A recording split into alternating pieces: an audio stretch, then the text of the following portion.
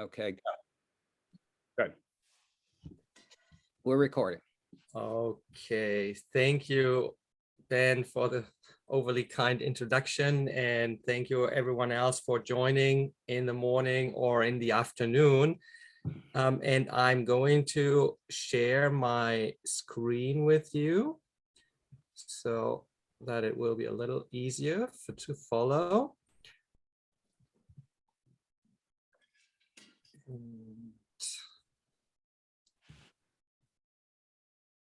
So I hope you can see my slides now, ideological layers in the Apameia foundation mosaics. Well, the three culprits for me to present about this very unusual topic, at least for me, unusual topic, they are with us. Ben already confessed that he kind of pushed me into this, although I was not very reluctant, I have to admit. And Nick has also its part, but actually most credit should go to Deirdre, who is with us.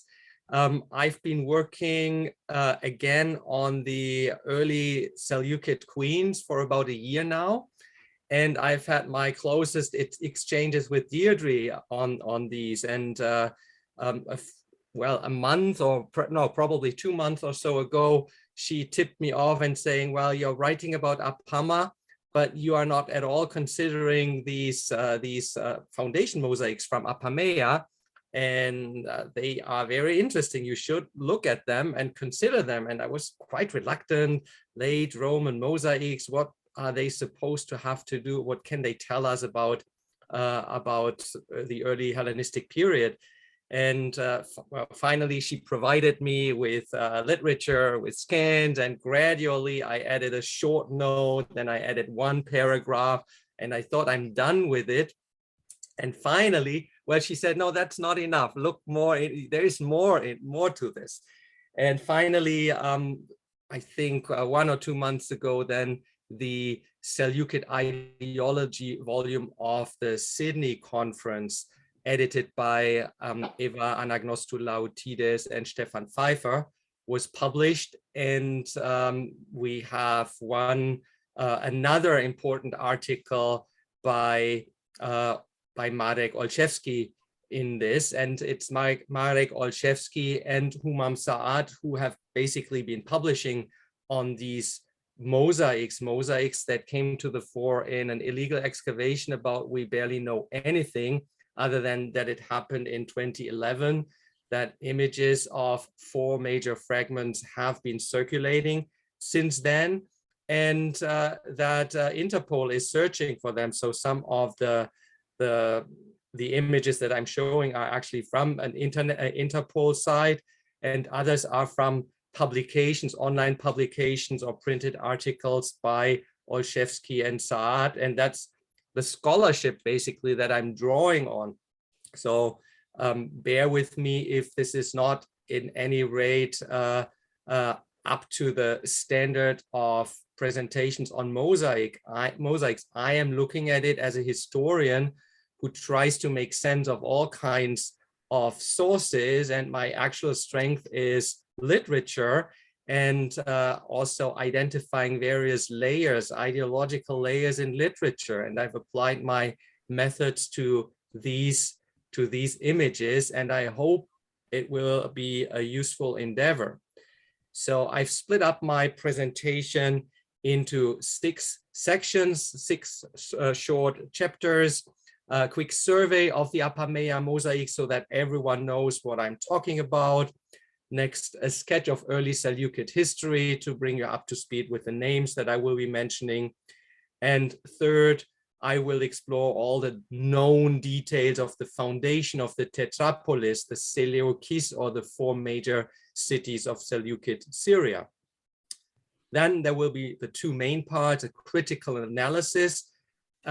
First, I will try to peel off layers of ideology in our mainly literary tradition. And the second part will be the most speculative, a critical analysis in which I dare make new attributions of the characters shown on these mosaics, at least in part, not all of them. And I will end with a brief conclusion. For those of you who need some points of reference, because I'm not sharing a handout, but I've just uploaded to the website, to the program on the website, a slide preview, and slide 17 will be the best guide when you think you may get lost when I refer to one of the 4 mosaics. So if you want to download that, if you have enough space on your screen, that will help you. Now, this slide shows you the portrait of Apameia, which brought me into this research. And it is part of this larger fragment, a mosaic fragment, which we call the middle registry of a 3-layered mosaic related to the foundation of the city of Apameia. And to the left, we see slaves busily building up the wall. And to the right, well, from the spectator's view, left and right, we see royal figures begin, and they are all named, 6 royal figures, all named. And we see Seleukos, Antipatros, the diadoc, Archippos, the legendary founder of Apameia, or rather Pella, as it was first called. Then Apameia, the wife and even a queen, as I shall argue in a different paper, the first ever Hellenistic royal woman to have borne the title Basilissa. Then Kassandros, the son of Antipatros, and one of the, the first Hellenistic king of Macedon. And Antiochos, the son of Seleucus and the successor. So we here see that Seleucus is supposed to be taking an active role in building the wall by holding the architect's staff. And there is one detail that you might not have seen on the previous screen. It's that Seleucus is wearing bull horns, or bull horns are coming out of his forehead. I apologize, the quality of the images is not as good as I explained. This is what I could get and draw from the internet, but there is a long tradition starting in the lifetime of Seleucus himself that he was represented with bull horns. So during his lifetime, there was much more ambiguity to it. It was left open to the spectator whether these bull horns were sprouting out of his head or rather of his helmet. So typical ambiguity in early ruler cult representations. And of course, the bull horns represent a closeness to Zeus or other father goddesses in the Near East. So gods, I mean, not females, but clearly male father gods. The upper registry shows us a different scene. To the right, we see 5 horsemen, probably cavalrymen, hetairoi of the king, 5 horses with armed horsemen, all bearing their armor, their pikes, some shields we see. And to the left, we see a group which we might call a royal group. And they are named, I think I have them zoomed in here. And this should read Antipatros, Archippos, and Kassandros. So 5 figures, 3 of which are named. And Olszewski and H, to my surprise, name Kassandros and Antipatros, the 2 figures standing immediately by the king or the founder king Archippos. And explicitly, they write that it's the 2 men with the blue coats, les manteaux bleus. But this seems to be quite a confusion. They also say that these 2 men are wearing diadems, which obviously they do not. And the legends, I think, very clearly relate to the 2 men that are 1 or 2 steps further apart. Kassandros is the figure which is largely lost, but I think here at the very left edge, we see part of the helmet. And Antipatros is the man with a diadem, the old man with the beard, and also a nimbus. which is quite rare. Well, it's the only nimbus on these mosaics. And I would say that this is not a coat, but it's rather an apron, and that is also fitting for the man. Oh, sorry, for the man who seems to be a cult attendant, and he is actually directly physically involved in the sacrifice, holding on to the bull that is going to be sacrificed. We here see the bull's head, and this is well, probably the body of the bull on above an altar, which is only visible in shades, I would say, and I do not want to press what else we might see in the fragmentary parts. And I suggest that the other man with a blue tunic is a guard standing behind the king. The lower registry shows well, what has been described as an idealized version of the city. We see there is no named figure. We see mothers and children enjoying the probably thermal baths. And here I have to rely on what I've read. I have no expertise regarding the archaeology of Apameia. So some say that this is a Roman imperial bathhouse, and I just accept this. So this seems to be a later stage, but it may well be that even in the previous mosaic, we see some Roman monuments. And this is the fourth mosaic, which I call the foundation mosaic of Antioch, or the Antioch Mosaic.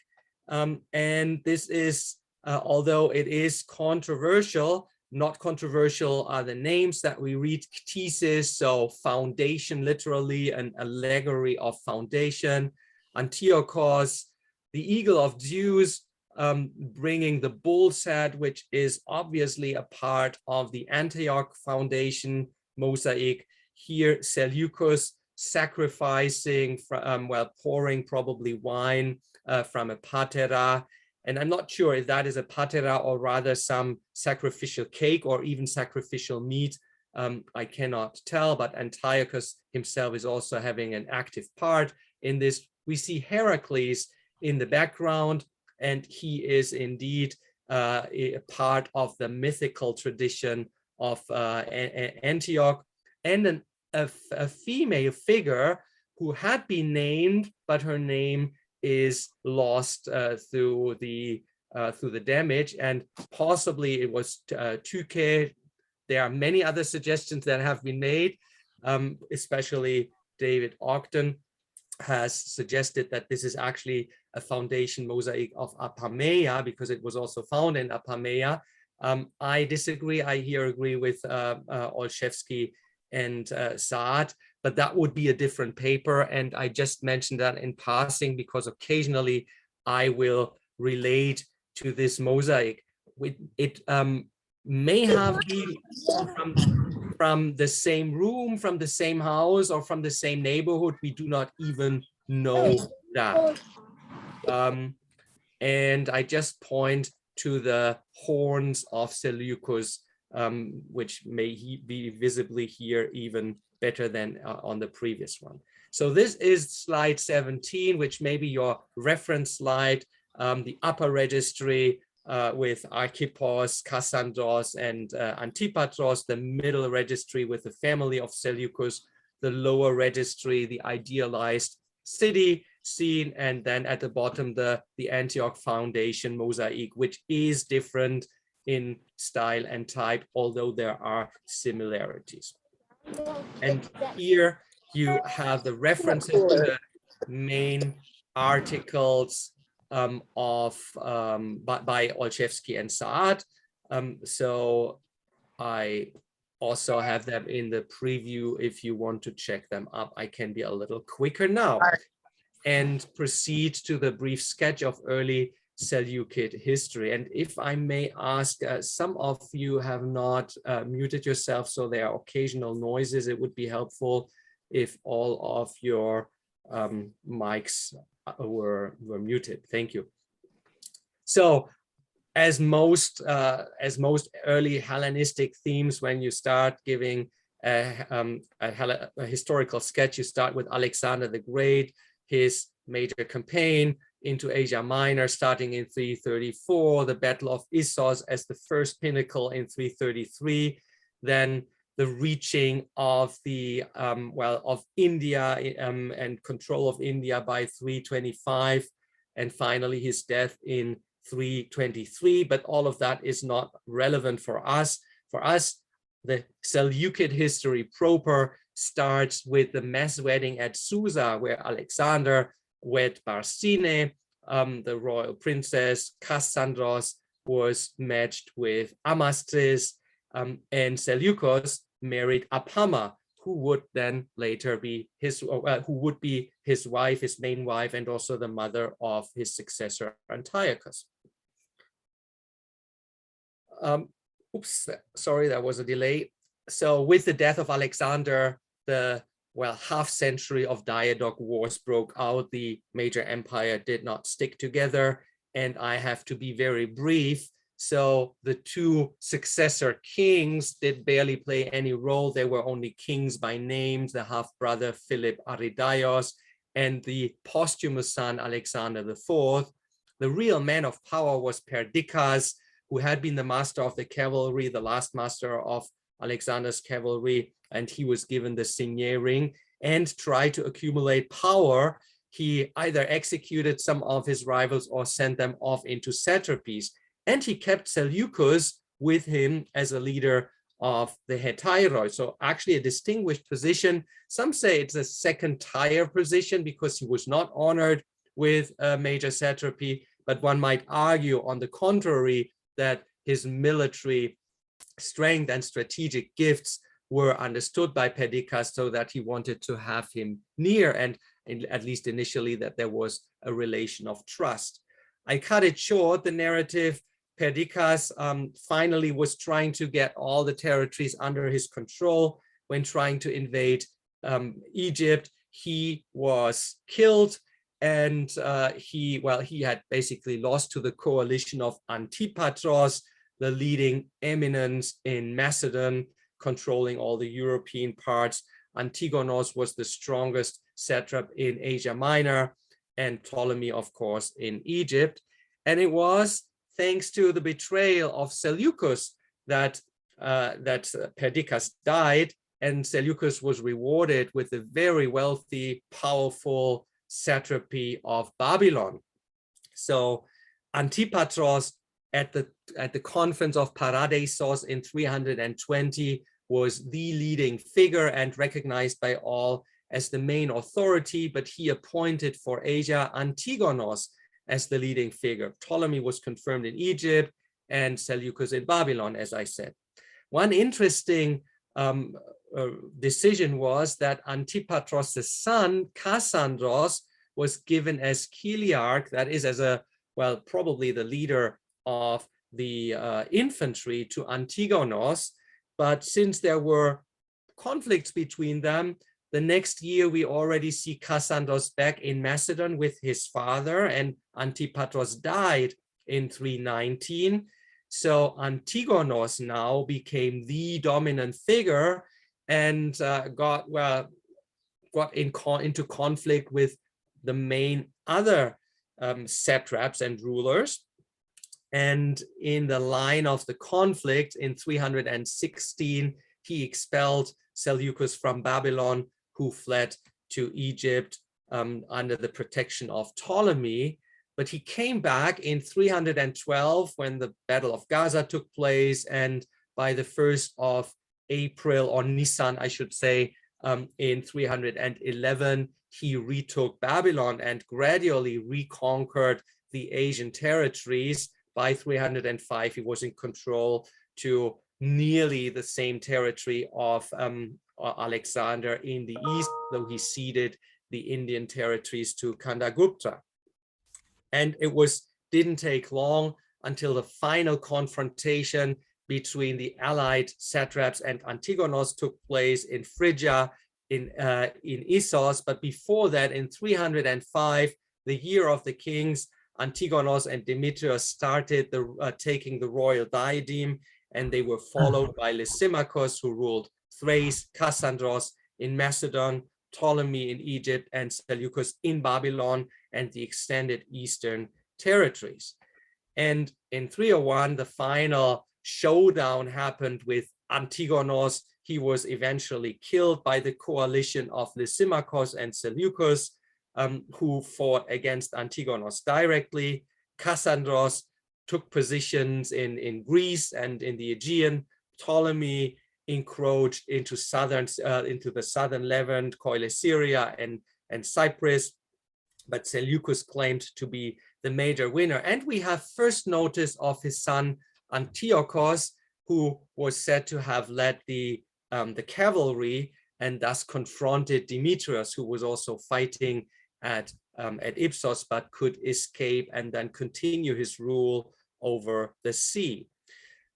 I end the brief survey, the brief historical survey, with the appointment of Antiochus as the co-ruler, the co-ruling king. Traditionally, most scholars dated this to 249, some even a bit later, but the evidence for 249 was good.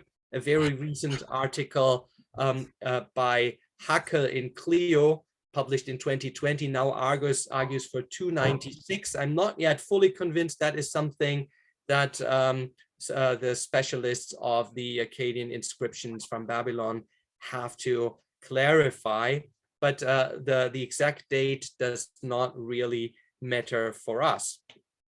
With this, I move to the next chapter, the foundation of the Tetrapolis in northern Syria, the largest city and most famous, the soon to be royal residence, main residence in the Mediterranean was Antioch on the Orontes, but Seleucia in Pieria also played a very prominent role. So did Apameia and Laodicea. And we have two major sources that describe the foundation of the four cities as one unit, as one combined action. And these are Strabo and John Malalas, the latter drawing on Pausanias of Antioch. And of course, we already see in these literary accounts many ideological distortions and traditions, but Strabo clearly is the better historical source for us. I point out that Antioch on the Orontes has the broadest coverage, not only in the two aforementioned reports, but there is also a lengthy report in Libanius's Antiochikos Logos, the 11th speech. And all three of these sources mention that Antioch was actually a refoundation of Antigoneia. The location slightly moved, but a large part of the population that Antigonos was trying to settle in various, near Antioch, that they were resettled to Antioch. And one late tradition says that part of these people were also settled in Seleucia. So these four cities were probably founded very soon after the Battle of Ipsos in 301 or around 300. They were called sister cities throughout the Hellenistic and Roman imperial period. And a terminus antequem should be the accession or the appointment of Antiochus as co-ruling king, because in the more historical tradition of Strabo, we learn that Antiocheia, Antioch, was named after the father of Seleucus rather than after the son, and had the son already be co-ruling son, that would have been an odd decision. So I suggest that this gives us a plausible terminus antequem. No longer, though, the wedding of Seleucus with Stratonike, a daughter of Demetrius. This was not a wedding that required a divorce or even the death of Apama, as I shall argue elsewhere, and I can't do that today. The evidence is absolutely clear that at the largely polygamous Hellenistic courts, the two marriages were side by side, and very clearly the marriage of Stratonike did not diminish the prominence of Apama and of Antiochus. So I now quote the most important sections from Strabo's account so that we learn a little bit more about the city of Apameia.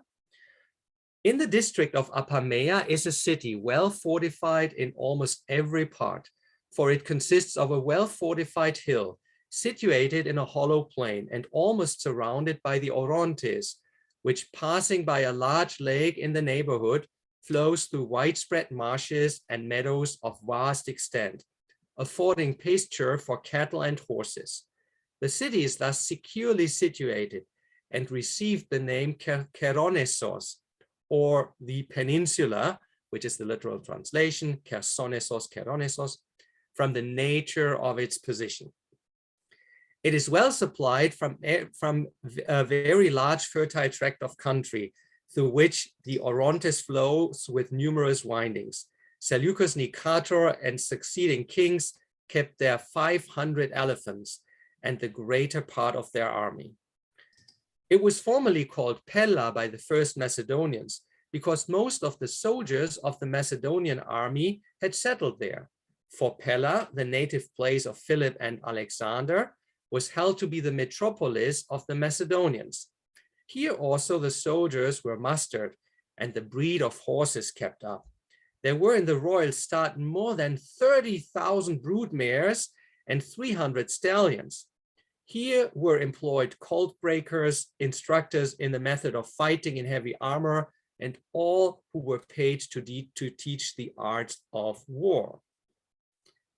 So this gives us a lot of background on the location, on the foundation of Apameia by Seleucus I, but also of the fact that there had been a previous Hellenistic foundation called Pella without information on who actually the founder was. There is only a vague reference to Alexander and Philip, but not necessarily as the founders.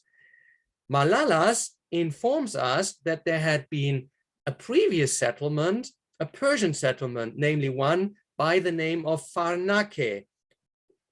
I quote from Malalas, and I need to move this. Yeah.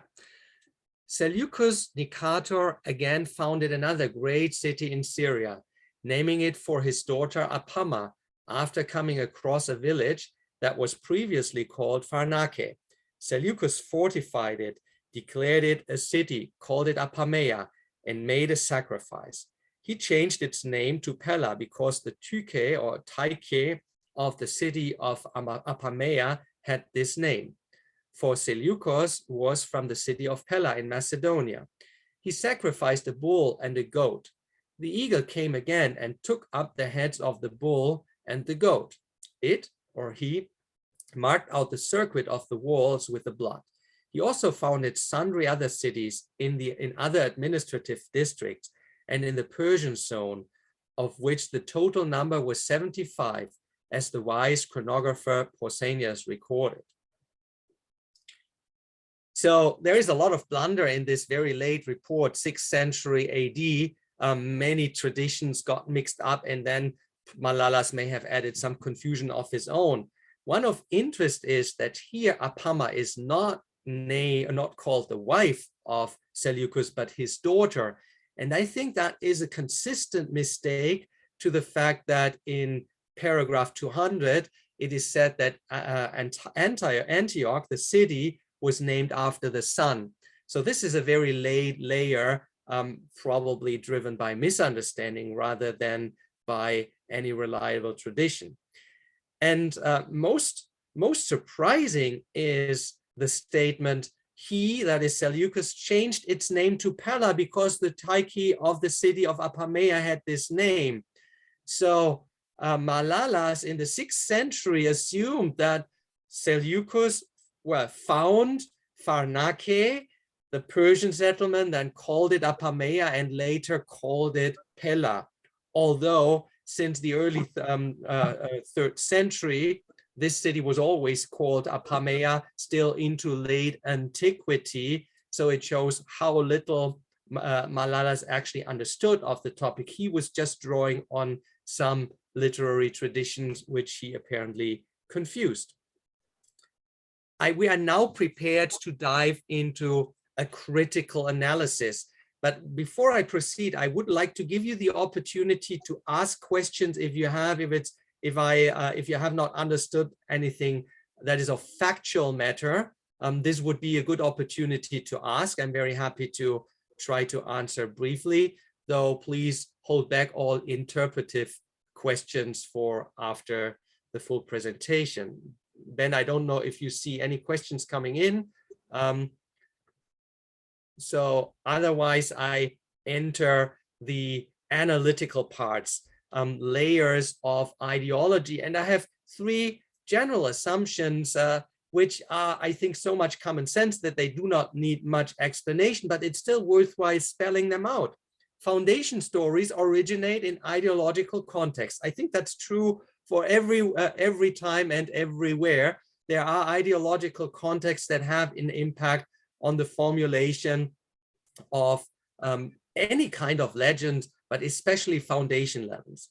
And well, as with all kind of mythical or legendary material, later reception may maintain these messages or may change them, may omit them, but they did not matter that much anymore, so they could easily be changed or omitted. And what I've just said here is as true for visual as for textual traditions. So having said that, let us consider once again what we have just read in Malalas. I think he's conflating two traditions on the foundation of Apameia. One tradition he found must have been Seleucus founded Apameia from Pharnake. So Persian settlement, and then Seleucus was the first Hellenistic ruler and made it into a Hellenistic city, namely Apameia. That seems to be one tradition encapsulated in Malalas. But there is another tradition conflated into it, namely Seleucus founded Pella, irrespective of anything else. These seem to be two different traditions, but they have one thing in common. They seem to be Seleukid or pro-Seleukid. Seleukid would mean that they have originated at the court of Seleukid. Pro-Seleukid may mean anywhere else, such in Apameia, but expressing loyalty and reflecting something positive about the royal house. So they share this trend. In fact, we can add Strabo. Strabo, without knowing it, his version on the foundation and his reference to Pella seems to follow a similar trend, namely, we do not hear who was the founder of Pella. That is a common trend of obliterating the name of the founder of Pella, who was not Seleucus, but rather giving prominence to Seleucus. I think this is something we can already conclude. And in fact, without such a detailed discussion, most scholars have previously concluded that Antigonos was the actual founder of Pella. That's the view of Billows and also of Cohen. Cosmin remains undecided, but considers it. And now Olszewski and H, based on the new evidence, they argue for Antipatros and Kassandros through their official Archippos. Now, let us look more closely at Archippos, the founder of Pella under Antipatros and Kassandros. If so, it must have been around 320. A few months more or less are possible, but not more, because that is the time that Antipatros and Kassandros only were in Syria, probably only for a few weeks altogether. But if we look at the timing, that is very narrow. It's theoretically possible. But if it's theoretically possible, then we should say either it was Antipatros who had the say, or it was Antigonos who had the say. Kassandros was never in a ruling position to make that decision.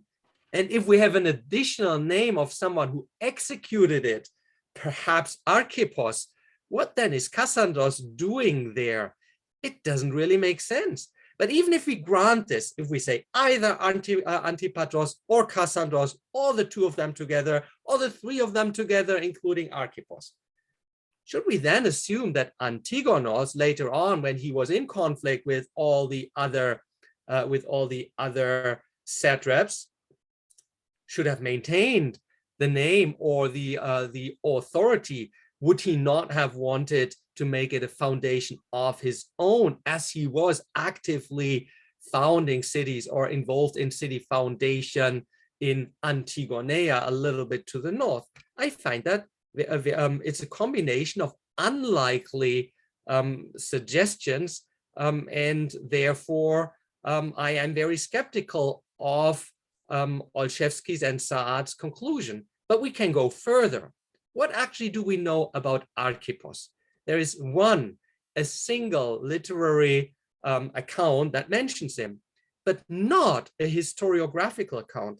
Nothing is known about Archippos in our historiographical works or any other texts, except for Oppian's Kynegetica, early 3rd century AD, written under the Severi emperors. And there is a mythological digression on Pella. And there we see Archippos calling in the ruler and probably the founder of the place, calling in his friend Heracles to help, well, conquer the Orontes River. And at the end of diverting the river, Pella emerges as a Keronesos, as a peninsula merging into the river, ideally located. And scholars, especially Hollis, have argued that this tradition of Oppian seems to go back to Euphorion of Chalkis on Euboea, who was a courtier of Antiochus and who is attested as having written on Seleukid ideology and the Seleukid kingdom and dynasty. Hollis has made a further suggestion that the name Archippos is such a speaking name that it is, Archippos, the ruler of horses, is such a good fit to the location, the main stable of the whole kingdom, that this seems to be a fabrication by Euphorion, and it all fits together. And Cohen is inclined to believe that. Kosmin again remains uncommitted, but Olszewski and Saad now again say, no, this must be historical, because Kassandros and Antipatros must be historical, and then Archippos needs to be of their time because they are represented on one slide. But again, I do not buy that. Why would a courtier of Antiochus III make an official, namely Archippos, an official of Kassandros and Antipatros, into an epic hero, when we see that all the other literary traditions have actually filtered out all possible diadoc candidates as the founders of Pella?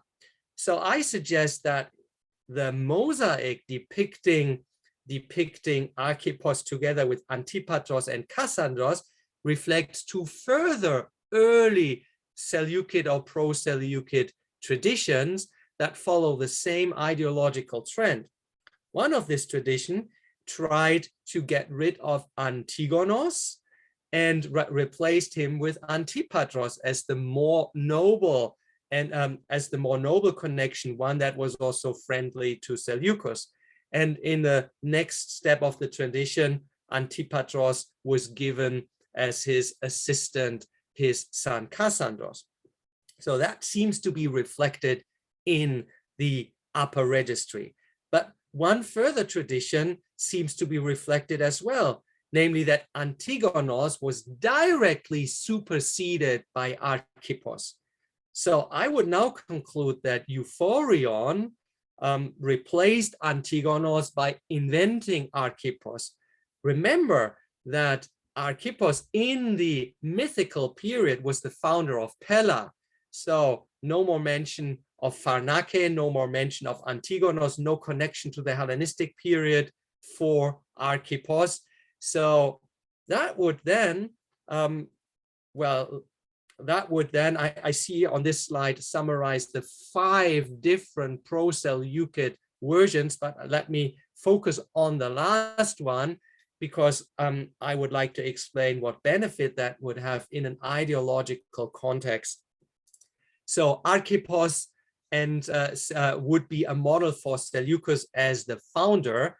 Heracles and would be a model for either Antiochus I or the third for major hydraulic work. And the Seleucids were quite active in this kind of business. Paul Kosmin, in his Land of the Elephant 2014, has a couple of such examples. And this would be a plausible glorification of either Antiochus I or the third. There is a little bit more to say.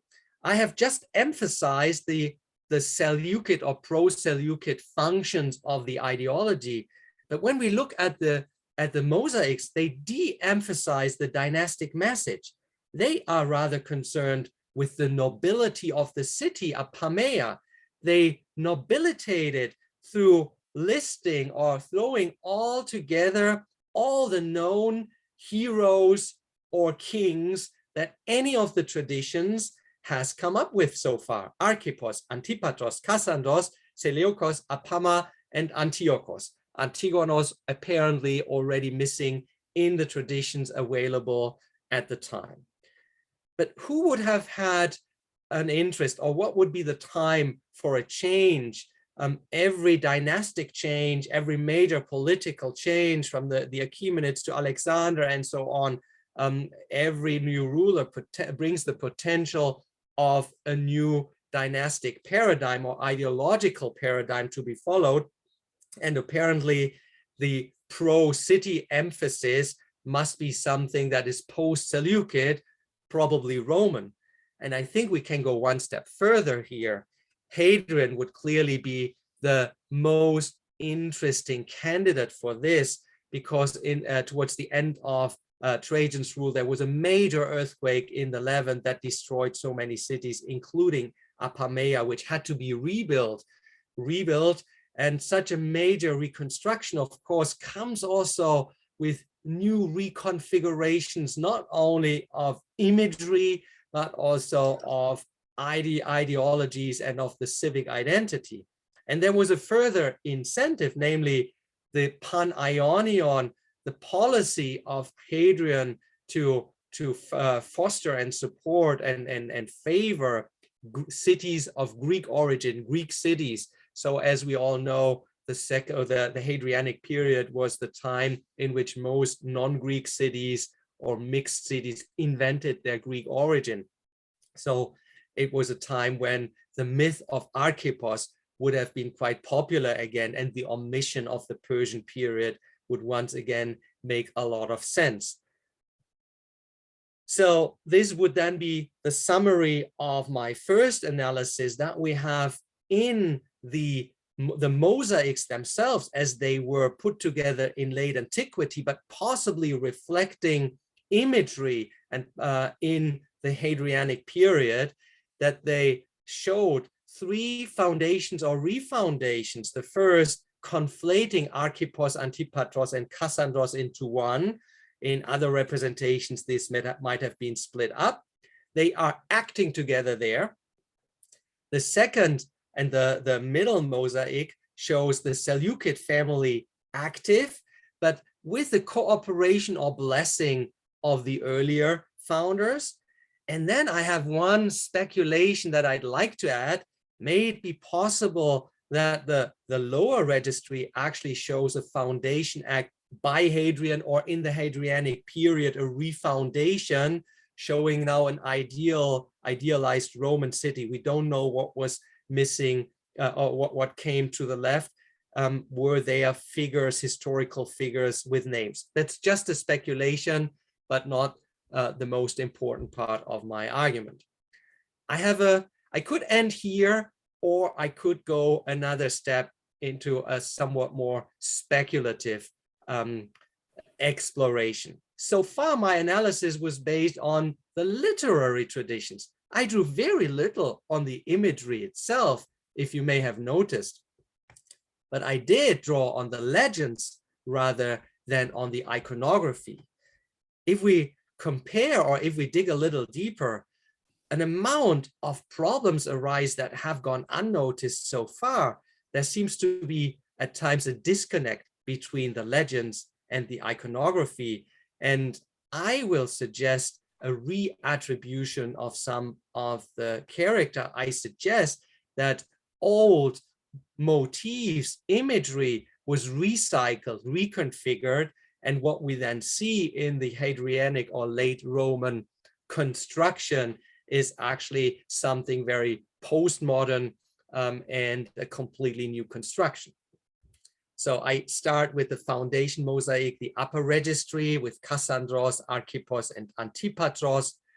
And I wonder, why would Kassandros wear a helmet in this foundation mosaic? It's possible that he was part of a military event, namely the time of Triparadeisos. I also wonder why his letters are so much larger. Why was he given so much prominence here than the other letters? I cannot say. I haven't answers to that. But there are more important questions to which I have some potential answers. Why is Antipatros wearing a diadem? He was never king. Why is Antipatros surrounded by a nimbus? He was never a god. He never had a divine cult. He was never a hero of that type. And that is a clear iconographic sign for that role. And yet, although he has this important role, allegedly as the main authority, why is he in a secondary role? And he only seems to give blessing, whereas Archippos has a much more active role in the sacrifice itself. I don't have much time, so I just jump to my conclusion for the upper registry. I would suggest that the imagery, the source of the imagery shown here actually showed Antiochos and his father Seleukid as the founders of Apameia, conducting the sacrifice of the bull, Antiochus coming as the commander of Ipsos, still in armor, and with the military theme of the cavalry also supports this. There is even movement still visible amongst the soldiers and the horses. This is just following the Battle of Ipsos, and Seleukos sacrificing nearly as he also conducted the sacrifices for Seleucia and for Apameia. And to the right, well, if we accept Seleukos here as the king, then there has been a minor modification because the horns have been eliminated. That is the concession we have to make. But this seems to be an ideal iconography of Archippos, the old king, the old mythical hero king with a nimbus and with a diadem, not taking part actively, but sort of giving blessing. It makes sense for Archippos, but not for Antipatros. Let's move to the middle registry, to the family of Seleukos. Now here, I think Olszewski and H need one further correction. It is not true that all 6 of these figures were diadems. It's only the 4 in the front row. And so these are named as Seleukos I, Archippos, Apama, and Antiochos I. So we have a big problem with Kassandros. Kassandros is not wearing a diadem. And in fact, he is in a very strange position, a very unkingly position. He seems to be an accountant. He may be counting the money that's being put on the table. That is not what a king does. So he rather, if we look at the beard, I think he mostly resembles the attendant who helped with conducting the sacrifice. If we look at his hair, and he's also wearing an apron, by the way, though in a different color. So this may just be have been an unnamed attendant or servant. We may have something similar to say about the alleged Antipatros, who is not wearing a diadem. If it is Antipatros, well, then he has rejuvenated in a later constellation, but he does not, well, he doesn't have a diadem anymore, and his beard and face shape have changed, but his beard and face shape look very much as the bodyguard standing behind the men sacrificing with the red cape here. So I would say that this is just a doryphoros, though without a doru, without a pike. Perhaps this is a more civilian scene without any kind of armor. And I also think that this was an unnamed attendant in the original scene. What about Antiochos? Well, Antiochos wearing a diadem, slight anachronism. He was not yet king in 300, only a few years later, but let's concede that he was believed to have been king, or any member of the royal family could later at least be represented this way. But why was he only a boy? If we look at the Antioch Foundation mosaic, he's shown as a grown-up, same size as his father. I think the original Antiochos must have been the alleged Archippos.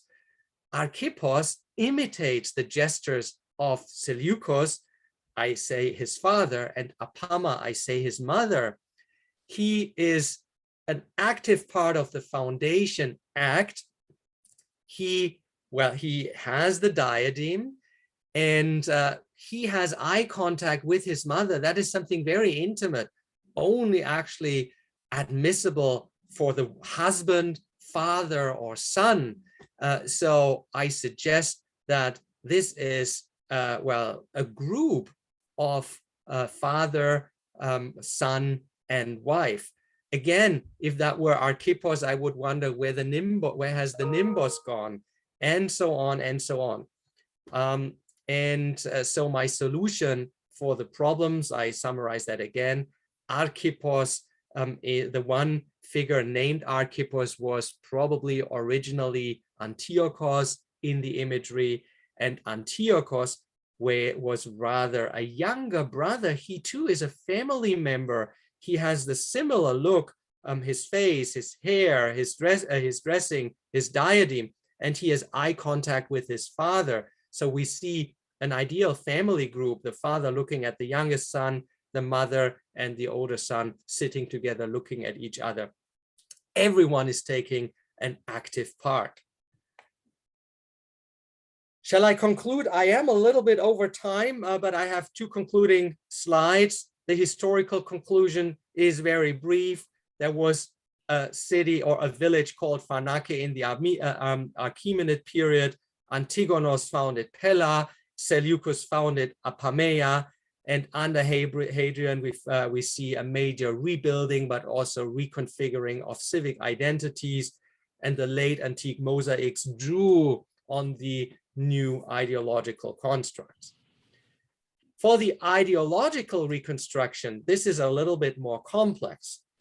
This slide tries to summarize the three main ideological constructs that were developed in the first Seleukid century of Apameia. One, and all of they had in common to filter out Antigonos as the founder of Pella, but rather one strand of the tradition said that Seleucus founded Apameia from Pharnake. Another strand just replaced Antigonos by Antipatros and Kassandros, and Euphorion then introduced the more official version, namely introducing Archippos, a mythical founder of Pella, superseding Antigonos. And in all of these, we have a clearly dynastic perspective, Seleukid or pro-Seleukid. And sometime in the Roman period, the emphasis on the dynasty was less relevant. We see a major reconstruction of the city, of the imagery, of the legendary traditions, which emphasize civic perspectives, the civic, the nobility of the city stood at the forefront. Sorry, I have 2 slides more, one referencing the family group. We know of a younger brother from the Milesian decrees. I here give the reference, though he's never named and never prominent. And I would like to end with the observation that if my speculation, my final speculation is right, then we would have the first and so far only representation of the whole royal, of the reigning triad: Seleucus, king father; Antiochus, king son; and Apama, queen mother and wife. So this is where I end. Thanks for your patience. Thank you, Altay, for that brilliant multi-layered discussion with a real bang at the end. That was really terrific. So one of the goals of our Seleukid lecture series is to bring together different kinds of scholars who can bring their perspectives to the questions and issues that emerge from this historical era. So we're happy to introduce Adam Blitz, who's a Near Eastern Studies and Judaic Studies scholar. He's written over 30 articles for various publications, and he studies cultural heritage and its interface with digital humanities, 3D modeling and virtual restoration, with a particular focus on Syria. And very relevant to Altay's lecture, he's been engaged with the Digital Apameia project. And so we're happy to welcome Adam as our respondent today.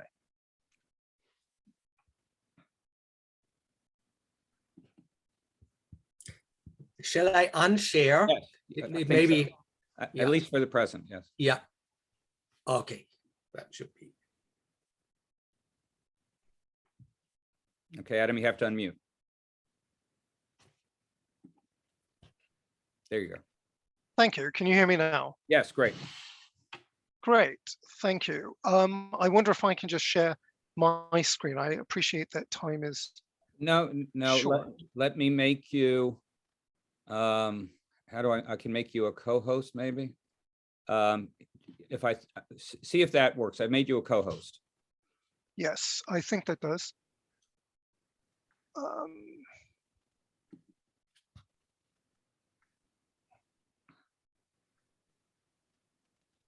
Yeah, are you able to see my screen? Yes. Okay, I mean, what I wanted to do very, very briefly was just to fly through the topography and the landscape of Apameia, then to mention about a Luvian or a Neo-Hittite foundation of Apameia, and then to discuss very, very briefly some iconographic considerations that I have about the mosaic. I'm not really going to go into the history of it, but I mean, I have reviewed Marek and Tumam Saad's article, and I've also looked at Hollis as well. And I do agree with you, Altay, about the difficulties that you have picked up. So if I just start with the first slide, let me go on to slideshow.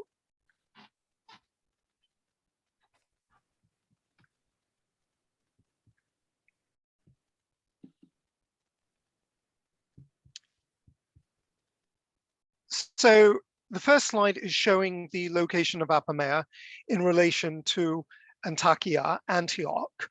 I'm sorry I don't have Latakia, Laodicea, mentioned on it, but you can see it on the right-hand side, which depicts the Asi, the vernacular name for the Orontes River. And you can see that actually Latakia functioned as the port for Apameia. I don't know if you can actually see my mouse. Can you see my mouse?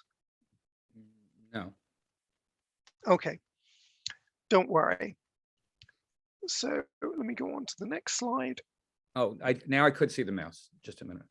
Oh, okay.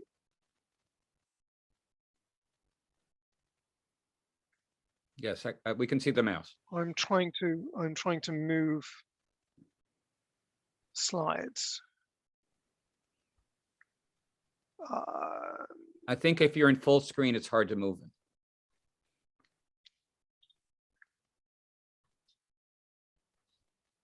Yep.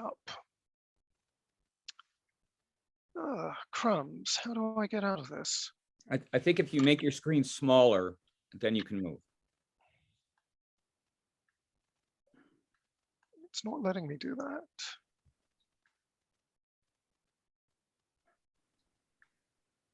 Have you double-clicked with your cursor or with your mouse on the presentation itself? I have. Okay, and normally then it works. Hang on a second. Let me just stop sharing. Let me just go back into it. I do apologize about this.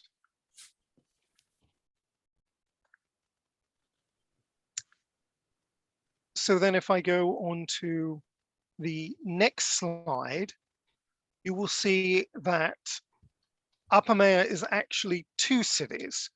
You have the one in the plain, the Greco-Roman city in the plain on the right-hand side, and on the left-hand side, you have the tell, which is Kalat al-Mudik, which was the ancient citadel. And these images perhaps give you a better understanding of the formation of the tell.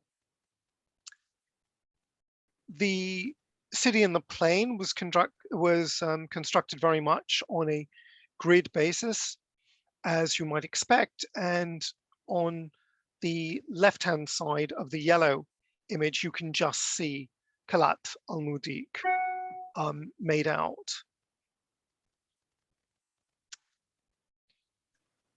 The first foundation that we know of actually comes from a Luvian, a Neo-Hittite inscription, which indicates that King Ur-Helena from Hama founded the city, and it was founded circa 850 BCE.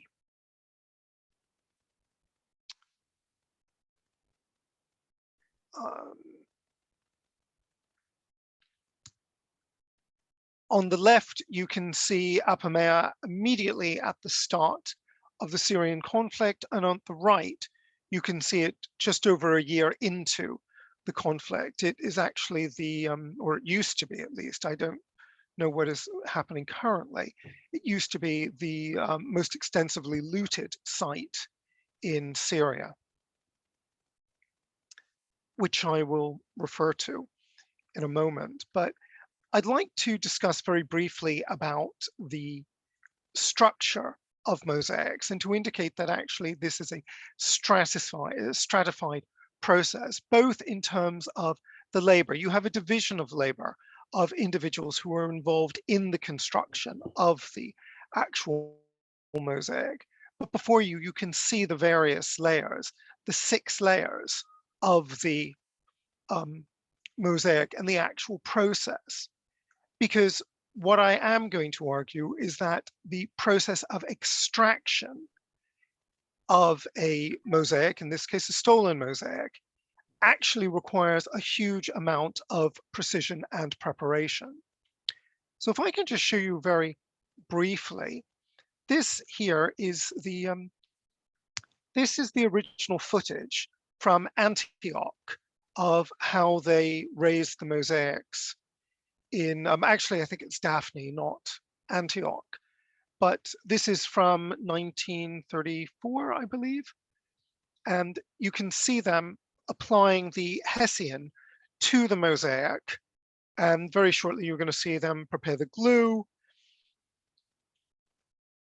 such that they can remove all of the tesserae such that they are held together, they're consolidated.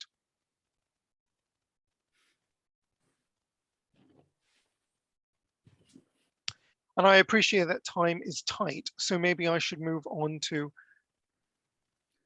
this video, which is perhaps more informative. It's from the University of Leicester and a Roman mosaic discovered.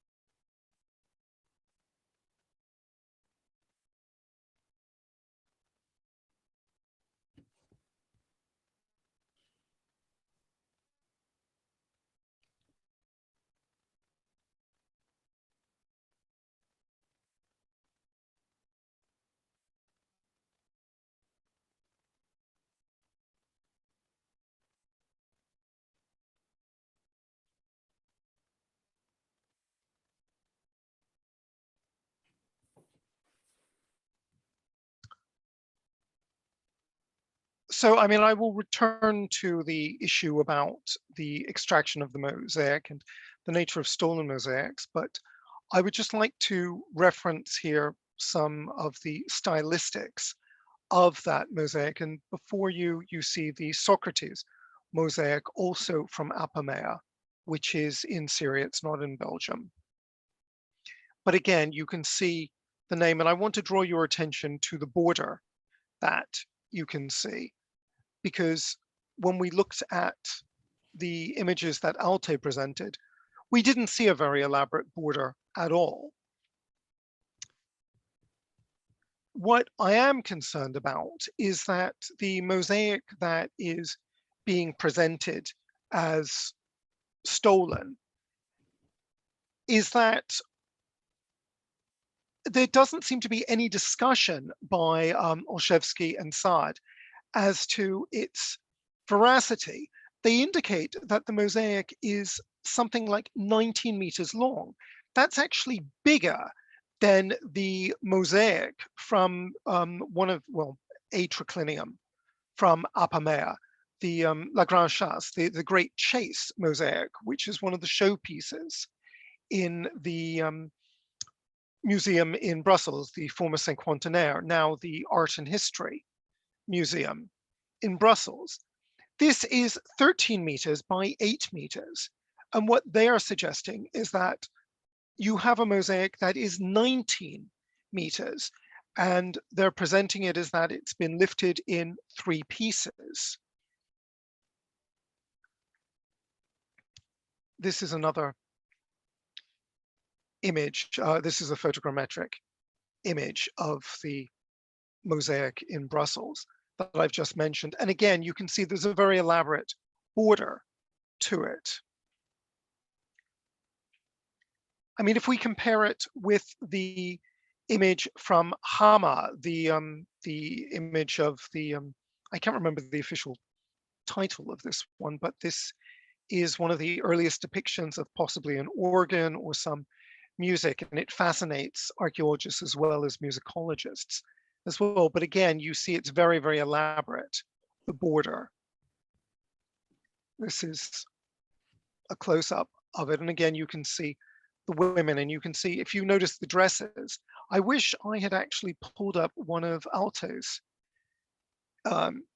images to compare. But one of the issues that I have with the mosaic in the bottom register, for example, is when you look at the depiction of the women and the dresses, you can see the ankles, and you can see that the dress looks like it's been very much cut. Maybe I can, Altay, maybe you can you pull that up?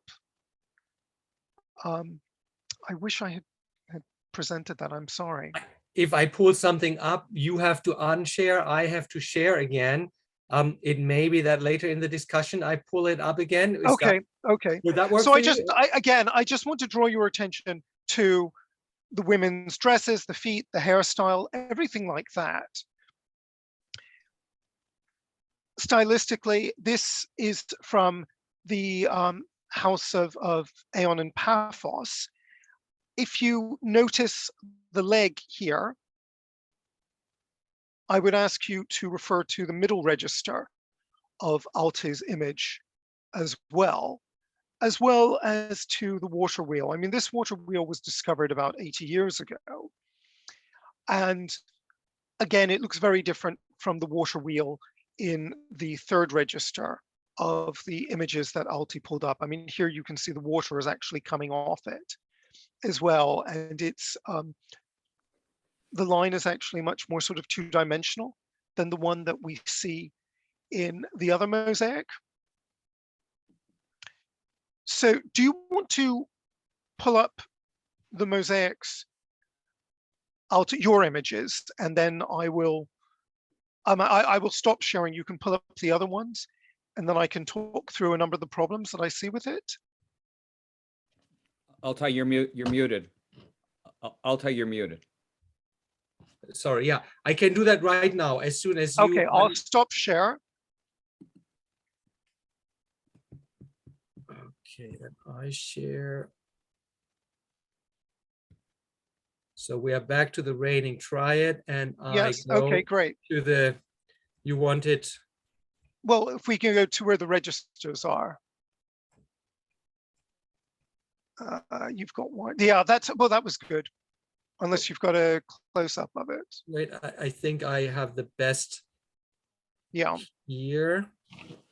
So you wanted the middle register, right? No, that's the, well, let's start with the first one. okay, then I have this here and the focus piece. Okay, there we here, and go. the images are Yeah, poor. No, the other slide, that one, great. Okay, I have had problems with this mosaic since I first saw it. And 2011 was immediately at the start of the conflict. This one, I don't quite know what's going on. I mean, to me, it looks like very bad photogrammetry. The guilloche certainly doesn't align. It looks like it's cut out here. That could be, I mean, if it is entirely legitimate, it could be because, maybe there was some sort of step there or something or other, but I really don't know what is going on here. Also with the banding, I would have expected that the border would be much more ornate than just this double guilloche, particularly if this is 19 meters. So I don't know what's going on here. I mean, particularly if you look in the middle, you don't see an alignment. These are just some of the issues that I've noticed. I mean, I hope I'm significantly wrong. Can you now move on to the next register, please? The next is up. Okay. Yeah. Well, you could have actually gone to that other one. So, I mean, I would have talked The about lower one. the lower one. Yeah, okay. Well, either actually. I'm sorry about that. So here, that's the best I have. Okay, no, there, stop there. Okay, again, so if you look at the water wheel, it looks substantially different from the one that we know was discovered 80 years ago with the initial Belgian excavations. It looks much more 3D. We're not actually seeing the water running off of it. And again, with the women coming out of the bathhouse, I'm actually not seeing the water. I mean, when I looked at these mosaics, I saw multiple scenes before me. I mean, I saw, yes, the trees look very much like this sort of tree of life that we've seen in the Jericho mosaic. We see it quite extensively repeated also in the later mosaics in the Umayyad Mosque in Damascus. We see that paradise scene. I was very confused by this. Again, I'm talking about here when I mentioned about the women's dress. If you look at this woman in orange, and if you look at the rough edge of her dress as well, it just looks very different from what I had seen elsewhere. The bathhouse I find very confusing. I mean, I almost see Nereids in this scene. Can we go on to the middle register, please?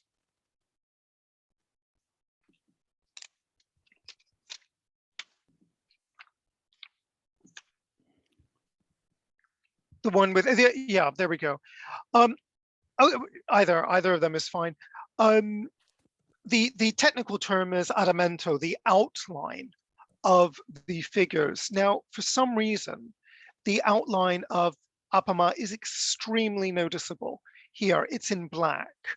Some of the other figures, I just couldn't quite figure out the outline of what's going on, but it is certainly very odd to see a veiled woman looking at a man. And I know you've come up with a suggestion about this, but I'm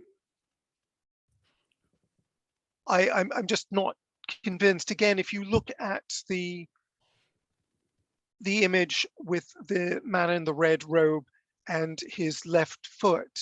That to me looked quite similar to the imagery that we were seeing with the house of iron in Paphos. And this I found very, very curious. Here we can see that the mosaic is continuous. However, in the slides that were presented and were published, we see that the mosaic has actually been cut.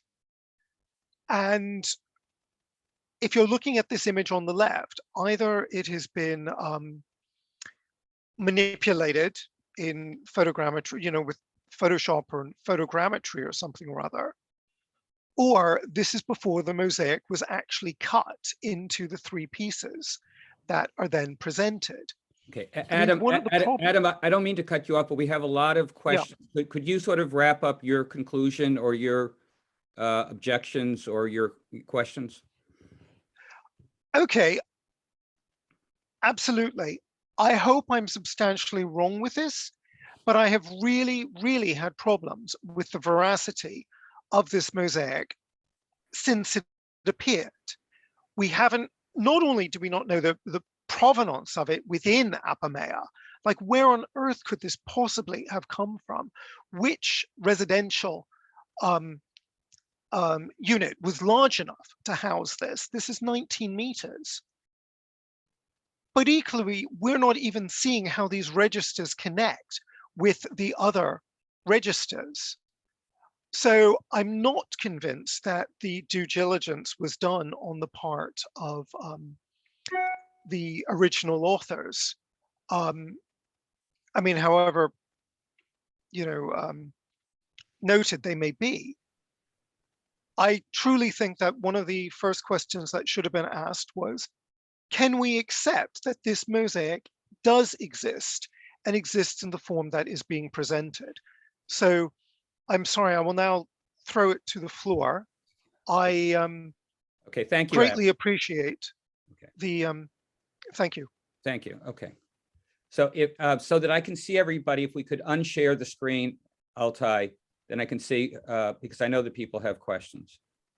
And I know that Trisha Kim was first, but you have to unmute yourself, Trisha. Hi, everyone. Hello. Thank you so much, Altay. That was really fascinating. And Adam, I also appreciate the comments that you're making about veracity and kind of documentation. But my question is an assumption that this is somehow, you know, that we can take this as something that exists, right? So a comment and then a question. I was thinking about kind of, you know, how this might exist in a late antique context in comparison to the tradition of other topographic mosaics, especially if you're thinking about city foundations and kind of topographies, I think, and settlements. I think that might be an interesting comparison, but my question is really about kind of assuming that we can think about these three registers as part of a single visual program, to kind of think about how they might connect. And in particular, the middle register really does emphasize the role of Apama in this foundation. And I really appreciate that interpretation of this sort of reigning triad. I really like that. And I'm so struck by how monumental her presence is and how she seems to kind of take on this active role, not in the way that Seleukid is, but still it's the three in the middle are quite colossal, let's say, or larger in scale compared to the other three figures. So I'm wondering, and to your point, it brings up themes of intimacy and of kinship and of family. And so I'm wondering perhaps if you can maybe think about, or I'd love to hear what you think about that possibility, especially as it connects with what you pointed out in the lower register of sort of women with their children, right? So there seems to be some kind of thematic question that really, or thematic connection that for me raises questions about the kind of roles of femininities and intimacies. It's not a very well-formed question, but it's a thought, and I'm really curious to hear what you think about sort of how these registers fit together as a program. Thank you, Trisha. Well, that was a bunch of I'm sorry, I'm interesting excited. questions. That was And a great question. my first response, I'd like to perhaps connect to also a short response to Adam, because I have not yet had a chance to hear what he has to say. And it is actually a condition for trying to answer your question, namely, Adam is questioning that we, or at least that we are on safe ground to see these three fragments as part of one. And he has raised serious questions and doubts that I cannot answer, that I haven't even thought about. And I think some of his concerns seem to be quite valid, that we have photos that do not fit together and align as well as they should. There seems to be some photoshopping, and the last, we would need at least the material evidence, the mosaics, but ideally also the location from which they have come, that would form the safest framework.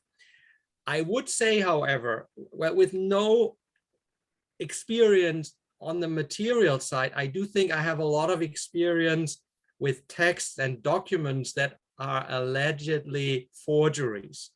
There is a trend in identifying problems and then saying it's a forgery.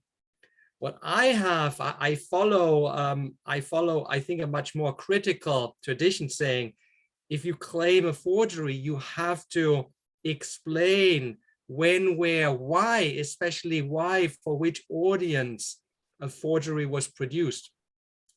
And that will be very difficult to argue for these three mosaic fragments, because they, as I've tried to show, how they form part of an ideological continuum that is very difficult to imagine or to be even alert of for modern forgers. And I think that's not really what you have said.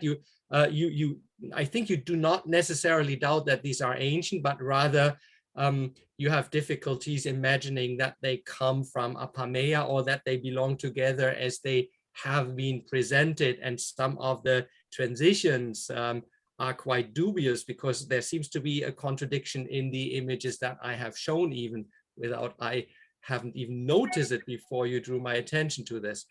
So I have to leave most of that open and still work on the assumption that there were these three mosaics, and work on the assumption, as I think Olszewski and Saad, they didn't actually know where it came from, but everyone concluded probably that it must have come from Apameia, because it's known for illegal, and because of Apama, the only image of Apama that we have at all, no other. Is there, so that is at least a very brief, and I apologize if that is an unsatisfactory answer that I can give to you, because of all the limitations of our knowledge. And it is very important, I think, that these questions be raised and be shared with the scholarly audience, Adam, and that they also form part of a discourse that we are kickstarting.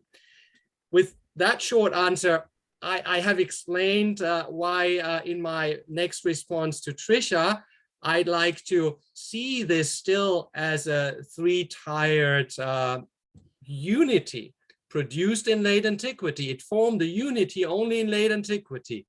Possibly this unity was already created in the 2nd century.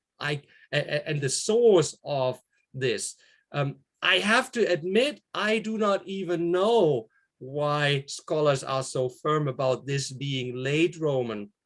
I am not sufficiently familiar with, the excavations or illegal excavations that go on, or with the clothing styles, with perhaps the diadem. So I am quite open, and I think much of what I'm saying, that it would not make a difference whether we date it to the mid-2nd or to the late 4th century.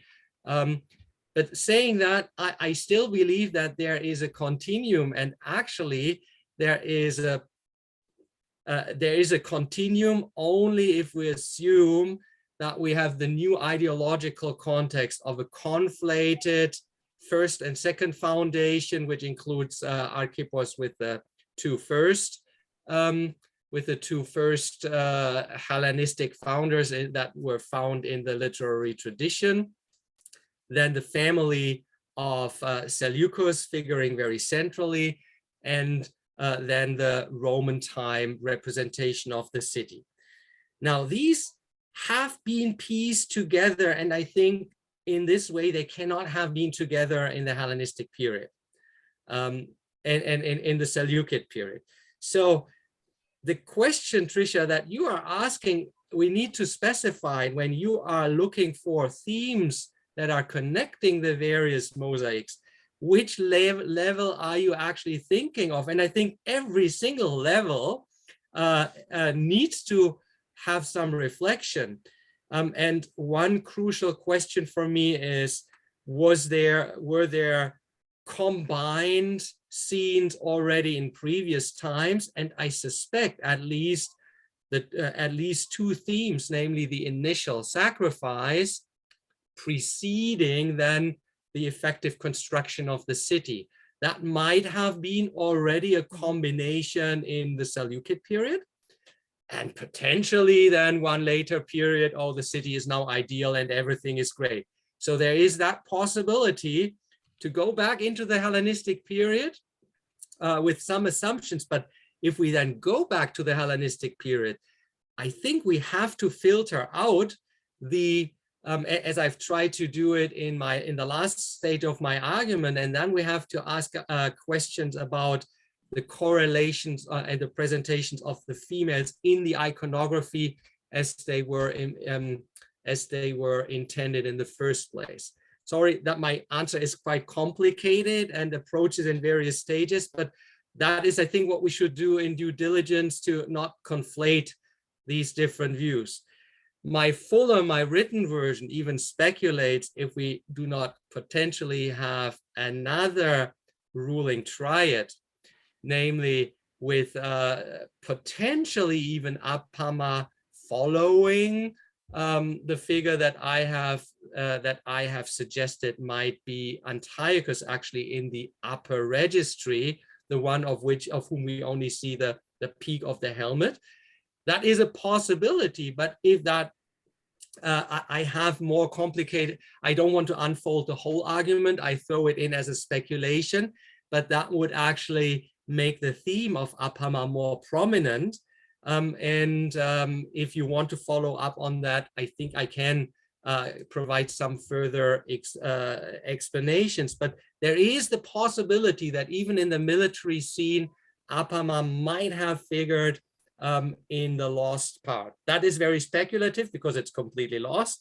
But there is the possibility, if we compare it with not only the middle registry, but also the so-called Antioch foundation mosaic, because I also have some heretical thoughts about that one.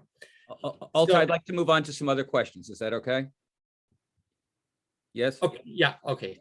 Okay. Marian. Oh, no, I have to be brief, which is difficult for me. I found your comments extremely interesting and worthwhile thinking, about the literary sources, but I'm very, very, very grateful to Adam because I share the uneasiness about the mosaic, which I have never, I'm not familiar with the subject, and I'm not a specialist at all on mosaics and late Roman times, but I would strongly suggest, there are so many specialists on Roman mosaics around. I would strongly suggest consult one of them, even with the with these images, because you see, some of these figures to me seem like cut out of a model, like a wall painting, and assembled in this and also the architecture is very strange. But I actually wanted to say something completely different. In the upper registry, what you took as a nimbus, I don't think that this is a nimbus, this is a shield. If you look at the figure, this attendant is holding a spear in his right hand and a shield that we see en face in his left hand. There is sometimes a nimbus, for example, in paintings in Palmyra, but the nimbus it's always round, and it's around the head, and it doesn't go that far down, and the oblong shape surely is the outside of a shield. And it matches, with the gear. If maybe we can see this again. I would accept that. I'm looking at it now. I would accept that actually, because it looks way too big for a nimbus. Yeah. I'm pretty sure it's a shield. Marion, now I see it on my other screen, but it's huge, but you are right. Now I cannot unsee it. Now that you say it. Okay. Yeah, thank you very much. Thank you very much. That's great.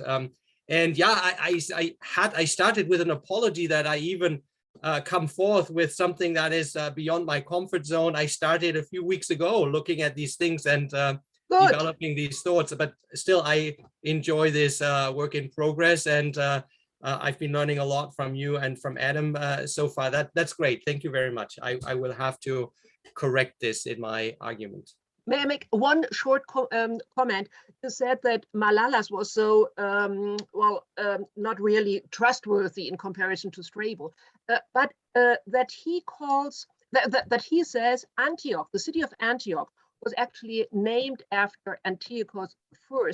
I think it makes very good sense, because there is another passage in Malalas where he more or less in passing mentions that the city walls of Antioch were finished after one generation after the foundation. Well, this would be at the time of Antiochos I. And as numismatists have shown, the city of Antioch and the mint in Antioch was actually only working in the generation of Antiochos. So there was a foundation by Seleukos, but the capital for Seleukos was, of course, Seleukia in Pieria, and that's where he planned to have his tomb. So only in the second generation did Antioch become the capital, and the so-called Tyche of Antioch, which according to me is the personification of the city and the new deity of identity for all these various inhabitants, was created in the time of Antiochos. So I think it's actually reflecting a true history of the city, that Antiochos I was so important for Antioch. And it's not just a misunderstanding by Malalas, I think. That was great. I think I have a very short answer to that one. Basically, I agree with all that you say, that Antioch became important only later and became the capital of Antiochus I rather than of Seleucus. All agreed. My point of criticism here is that Malalas wants to give the initial motivations. And I do think, and the strongest argument for taking the father rather than the son is because of the name of Laodicea, which is named after the mother of Seleucus I. So I think the very original plan was to name it after the parents of Seleucus. Okay. But then that was quickly superseded, and the tradition that then Malalas found may have been very old, and this reshaping of the ideological construct may even go back to the lifetime of Antiochus I. That is a good possibility. We agree. And then that was transposed or extended even to Apameia, Apama, and then made the sister. So I think we can agree on this. Great. Okay. Thank you. Okay, Nick. But if we can't seem to hear you. Nick, try talking. No.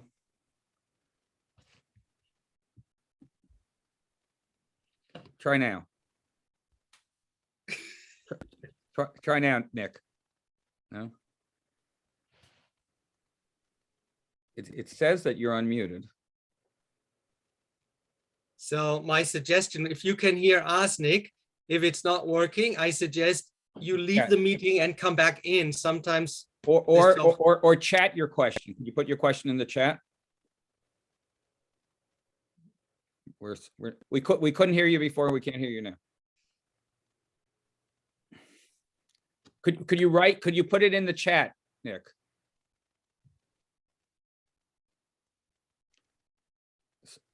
Sorry. Okay, Adam, did you want to say something? Maybe we can Just still get very briefly, actually, to support Altay in terms of Euphorion. I mean, I've read the draft article. If I remember correctly, there's a reference to Euphorion coming from well, what would be close to northern Greece or something, Euboea. However, if this is actually Chalcis, there's actually Chalcis ad Bellum, which is only 25 miles or kilometers south of Apameia, which would surely support the argument that if he actually came from Syria proper, he would have much better understanding of the court than if he were coming, miles away. I had the exact same thought, but there is where there's a book chapter by Marijn Fischer on the Beyond Alexandria, a very recent book, and she actually makes the point that in the biographical information that we do have, we see links to Euboea.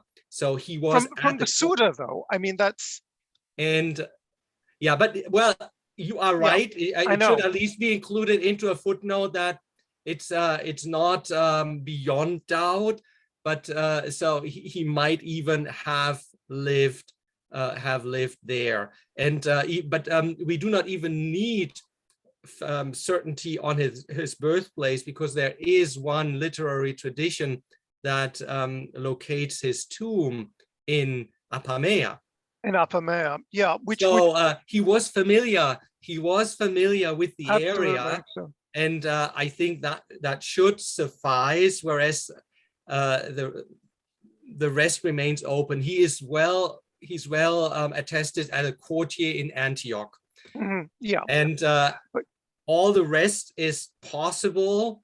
And when I looked at the pieces of evidence and the argument in Fischer, I dropped my argument, that he actually comes from Chalcis at Belos and is local. I dropped that, but perhaps I should bring it in at least in a footnote as a possibility again. possibly, because that's also Kinniseran. And we know of relations between Apameia and Kinniseran much later. I think it's Socrates Scholasticus who is mentioning that. I mean, I can send you the references that I have. That would be great, because I don't know Chalcis ad Bellum. Yep. Okay. Yeah. Sorry. Altay, if I can interject a couple of the comments that have been coming through. So Nick says that the horse equipment in the upper register seems Roman to him. And Marion is also saying the temple on the podium sure is Roman in the sense of Roman imperial ×2. Thank you for that. Yeah, I have seen these vague references to Roman. I can't, if you can even, well, if you might even give me references for me to check that up, to back that up, that would be grateful. I would appreciate if you can send me something. The slides, well, at least the reduced slideshow can be downloaded from the website. It's already up, so that you have the same images that I have shown, and I would be very grateful, and will also give due recognition to everything that's coming in. Okay. Are there any other questions that anybody would like to ask?